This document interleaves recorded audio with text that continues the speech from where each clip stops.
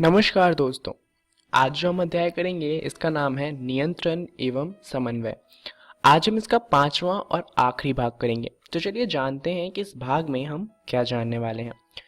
इस भाग में हम बात करेंगे जंतुओं में हार्मोन की, जहां पर हम ये जानेंगे कि जंतुओं में किस तरह से हार्मोन की मदद से समन्वय होता है। अब यहाँ पर हमारे सिर के पास जो ग्रंथियां हैं वो हैं हाइपोथैलेमस, पीनियल ग्रंथि और पीयूष ग्रंथि। गले के पास तीन ग्रंथियां होती हैं जो हैं अवटु, परावटु और थाइमस। उसके अलावा पेट में दो ग्रंथियां होती हैं, अग्नाशय और अधिवृक्क। ये सारी ग्रंथियां मेल्स और फीमेल्स दोनों में सेम होती हैं। और इसके अलावा एक जेंडर स्पेसिफिक ग्रंथि होती है जो मेल में होती है वृषण और फीमेल्स में होती है अंडाशय। यहाँ तक हम लास्ट वीडियो में बात कर चुके थे। आज हमें जानना है इन सारे के सारे जो ग्रंथियां हैं उनके और उनसे निकलने वाले जो हार्मोन हैं उनके काम के बारे में। शुरुआत करते हैं हमारी पहली ग्रंथि के साथ जो कि है पीयूष ग्रंथि। पीयूष ग्रंथि जो होता है वो हमारे मध्य मस्तिष्क में होता है। इसके जस्ट ऊपर हमारा हाइपोथैलेमस नाम का ग्रंथि होता है। जो पीयूष ग्रंथि होता है वो हमारे शरीर में सबसे छोटी ग्रंथि है। इसे हम मास्टर ग्रंथि के नाम से भी जानते हैं।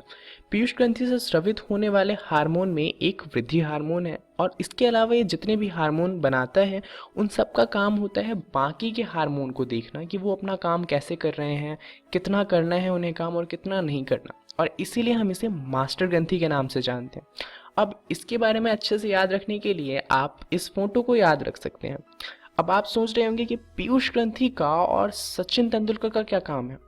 दरअसल सचिन तेंदुलकर को हम लिटिल मास्टर के नाम से जानते हैं। ऐसा क्यों? क्योंकि उनकी हाइट कम थी, इस वजह से उन्हें लिटिल कहा जाता था। और क्योंकि वो बहुत अच्छा खेलते थे और बहुत अच्छे कैप्टन थे, उन्हें सब कुछ मैनेज करना आता था, इसलिए हम उन्हें मास्टर के नाम से जानते थे और इसी वजह से वो बहुत फेमस हुए थे लिटिल मास्टर के नाम से। इसी तरीके से अगर हम पीयूष ग्रंथि की बात करें तो हमारे शरीर का सबसे छोटा ग्रंथि होता है और उसके बाद भी हमारे शरीर में जितनी भी ग्रंथि होती हैं उनको कितना काम करना है, कितना नहीं करना, इन सब को मैनेज करता है। इसीलिए हम इसे मास्टर ग्रंथि के नाम से याद रखते हैं। तो मास्टर ग्रंथि के नाते ये सबको मैनेज करता है, परंतु इसका खुद का काम भी है वृद्धि हार्मोन बनाने का।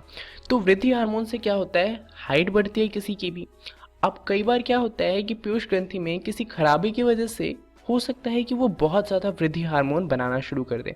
तो उससे क्या होता है, जो इंसान है उसकी हाइट बहुत ज़्यादा लंबी हो जाती है। अब ऐसा नहीं है कि वो 6 फुट का, 7 फुट का हो गया या 8 फुट का हो गया, बहुत ही ज़्यादा लंबी हो जाएगी। ऐसे कि 9 फुट, 10 फुट, जो बहुत ही अजीब लगेगा, इतना लंबा हो जाएगा। वहीं पे अगर ये हार्मोन रिलीज नहीं होता किसी कारण से तो क्या होगा कि जो व्यक्ति है वो बहुत छोटा रह जाएगा। ऐसा नहीं कि वो 5 फुट का है या 4.5 फुट का है, बहुत ही छोटा, जैसे 3 फुट का, 3.5 फुट का, इतनी छोटी हाइट का हो जाएगा, जैसे हम बौनेपन के नाम से जानते हैं। तो ये दोनों ही परेशानियां हैं वो तब होती हैं जब पीयूष ग्रंथि अच्छे से काम नहीं करता है। इसके बाद अगली ग्रंथि है अवटु ग्रंथि। अवटु ग्रंथि कहाँ पे होता है, ये हमारे गले के पास होता है और ये जो हार्मोन बनाता है उसका नाम है थायरॉक्सिन। थायरॉक्सिन का काम क्या होता है, ये कार्बोहाइड्रेट, प्रोटीन तथा वसा के उपापचय का हमारे शरीर में नियंत्रण करता है कि हमें कितना कार्बोहाइड्रेट चाहिए, कितना प्रोटीन चाहिए, कितना वसा चाहिए, ये उसको मैनेज करता है। अब थायरॉक्सिन बनने के लिए ज़रूरी होती है आयोडीन। अगर आपके शरीर में आयोडीन की कमी है तो अवटु ग्रंथि क्या करता है, वो थायरॉक्सिन नहीं बना पाता, क्योंकि आयोडीन की ज़रूरत होती है थायरॉक्सिन को बनाने के लिए। तो अगर आयोडीन की कमी है तो थायरॉक्सिन नहीं बनेगा। अब थायरॉक्सिन नहीं बनेगा तो उससे क्या होता है, उससे एक बीमारी होती है गॉइटर यानी कि घेंघा रोग, जिसमें क्या होता है जो हमारा अवटु ग्रंथि है वो फूल जाता है और उससे हमारा गला फूला हुआ लगता है। तो थायरॉक्सिन अगर नहीं बनेगा तो उससे ये परेशानी हो सकती है। अब ऐसा नहीं है कि इस परेशानी का इलाज नहीं है, परंतु अगर परेशानी को अवॉइड किया जा सकता है तो अवॉइड करना चाहिए ज़रूर। तो इसीलिए कहा जाता है कि हमें इनफ अमाउंट में आयोडीन ले लेना चाहिए। अब थायरॉक्सिन जो है उसका एक और काम है, ये बच्चों में मानसिक डेवलपमेंट में काम आता है। तो अगर थायरॉक्सिन नहीं बन रहा है तो उससे क्या होता है कि बच्चे कई बार मंद बुद्धि रह सकते हैं।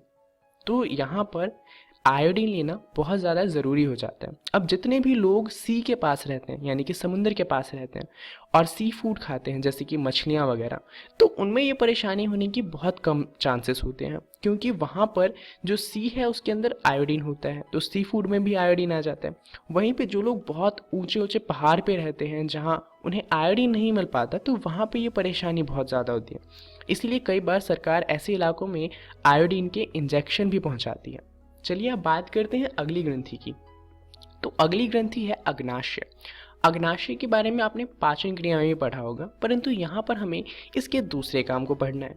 यहाँ पर अग्नाशय क्या करता है, यहाँ पे वो इंसुलिन बनाता है और दूसरा हार्मोन है ग्लूकागोन, इसे बनाता है। ये दोनों मिलके क्या काम करते हैं, ये हमारे शरीर में जो शर्करा यानी कि शक्कर है उसकी मात्रा को नियंत्रित करते हैं। तो कई बार क्या होता है, लोगों में इंसुलिन नहीं बनता, इंसुलिन कम मात्रा में बनता है, तो उससे क्या होता है कि हमारे शरीर में जो शक्कर की मात्रा है वो बहुत ज़्यादा बढ़ जाती है, जिससे एक परेशानी होती है जिसका नाम है डायबिटीज़। यहाँ पर इंसुलिन का काम क्या होता है, ये हमारी बॉडी में शक्कर की मात्रा को कम करता है और ग्लूकागॉन का काम होता है शक्कर की मात्रा को बढ़ाना। तो जब भी हमारे शरीर में शक्कर की मात्रा कम होती है तो हमारा अग्नाशय ग्लूकागॉन रिलीज़ करता है, और अगर शक्कर की मात्रा बहुत ज़्यादा हो जाती है तो इंसुलिन बनाना शुरू कर देता है, जिससे शक्कर की मात्रा वापस कम हो जाती है।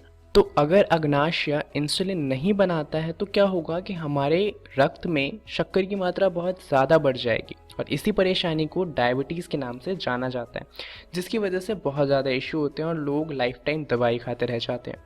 चलिए अब बात करते हैं अगले हार्मोन की और अगली ग्रंथि की, जो है अधिवृक्क ग्रंथि। अब ये जो ग्रंथि है ये हमारे किडनी के जस्ट ऊपर होती है और इसमें एड्रेनलिन रिलीज होता है। इसे हम इमरजेंसी हार्मोन के नाम से भी जानते हैं। अब ऐसा क्यों, ये फ्रेज आपने पहले भी पढ़ा होगा, फाइट और फ्लाइट, यानी कि लड़ो या भाग जाओ। तो दरअसल एड्रेनलिन जो है वो क्या करता है, ऐसी सिचुएशन जैसे मान लीजिए आपके पीछे एक कुत्ता पड़ गया, तो उसमें क्या करता है, एड्रेनलिन रिलीज़ होना शुरू हो जाता है। एड्रेनलिन के रिलीज़ होने से क्या होता है, हमारे शरीर में ग्लूकोज की मात्रा बढ़ जाती है, हमारी दिल की धड़कनें तेज़ हो जाती हैं, हमारा जो डाइजेशन और हमारा स्किन है उससे हमारा जो रक्त है वो वापस लाकर हमारे शरीर को दिया जाता है, जिससे कि क्या होता है, अचानक से हमारे शरीर में बहुत ज़्यादा एनर्जी बन जाती है, जिससे हम बहुत तेज़ी से भाग पाते हैं या हमारे अंदर बहुत ज़्यादा ताकत आ जाती है। तो ऐसा सिर्फ तब नहीं होता जब आपके पीछे कुत्ता भाग रहा हो, जब आप बहुत ज़्यादा खुश होते हैं या बहुत ज़्यादा दुखी होते हैं या आपका एक्सीडेंट हो जाता है, उस टाइम पे भी एड्रेनलिन रिलीज़ होता है।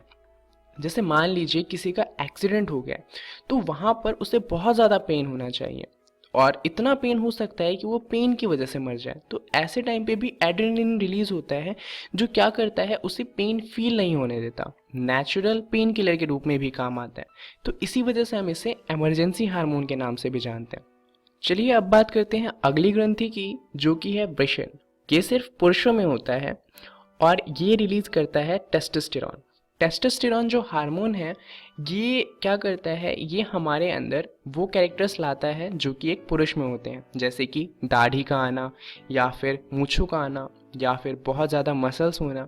ये सारी चीज़ें टेस्टोस्टेरॉन की वजह से होती हैं। वहीं पे अंडाशय रिलीज़ करता है एस्ट्रोजन। ये सिर्फ लड़कियों में होता है और इसकी वजह से मेमोरी ग्लैंड जैसी चीज़ें बनती हैं। चलिए अब बात करते हैं अगली ग्रंथि की, जो कि है पीनियल ग्लैंड। अब इसके बाद जितनी भी ग्रंथियां हम पढ़ेंगे इससे आपके बुक में ज़्यादा अच्छे से नहीं बताया गया है, क्योंकि ये उतने ज़्यादा इंपॉर्टेंट नहीं है 10th क्लास के हिसाब से देखें तो यहाँ पर पीनियल ग्लैंड जो होता है ये भी हमारे सिर के पास होता है और इसका काम क्या होता है, ये हमारे नींद के पैटर्न को नियंत्रित करता है। जैसे कि अगर आप सोते हैं तो ऐसा तो नहीं होता ना कि आप 2-3 दिन तक सोते ही रह जाते हैं, या ऐसा भी नहीं होता कि आप 2-3 दिन से जगे ही हुए रहते हैं। तो यहाँ पर पीनियल ग्रंथि जो होता है वो कंट्रोल करता है कि आपको कितनी देर सोना है, कब सोना है या नहीं सोना है। इन सारी चीज़ों को पीनियल ग्लैंड कंट्रोल करता है। अगली ग्रंथि है हमारी हाइपोथैलेमस। ये हमारे पिट्यूटरी ग्लैंड के जस्ट ऊपर होती है और इसका काम होता है शरीर के तापमान को नियंत्रित करना, हृदय की गति को नियंत्रित करना, रक्तचाप को नियंत्रित करना, और ऐसे जितने भी इनवॉलेंट्री काम होते हैं उनको हाइपोथैलेमस कंट्रोल करता है। अगली ग्रंथि है परावटु ग्रंथि। यहाँ पर परावटु ग्रंथि जो होती है वो जो हमारी थायराइड ग्रंथि है उसके जस्ट नीचे होती है। यह शरीर में कैल्शियम के स्तर को नियंत्रित करती है। जब कैल्शियम बहुत ज़्यादा होता है तो उसे कम कर देती है और जब कम होता है तो उसे बढ़ाने की कोशिश करती है।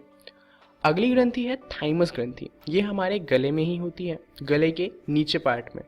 और थाइमस का काम होता है WBC के उत्पादन को नियंत्रित करना। यानी कि जो WBC है, जो हमारे शरीर में रोग से लड़ने के हमारे काम आते हैं, वो थाइमस ग्रंथि से बनते हैं। थाइमस ग्रंथि बताता है कितने WBC बनाने हैं और कब बनाने हैं, और बनाने हैं या नहीं बनाने हैं। तो ये सारा काम होता है थाइमस का। तो ये सारे वो ग्रंथियां हैं जो जंतुओं में हार्मोन बनाती है और उससे समन्वय करती है। तो इस वीडियो के लिए इतना ही। यहाँ पर हमने जाना जंतुओं में हार्मोन के बारे में। धन्यवाद।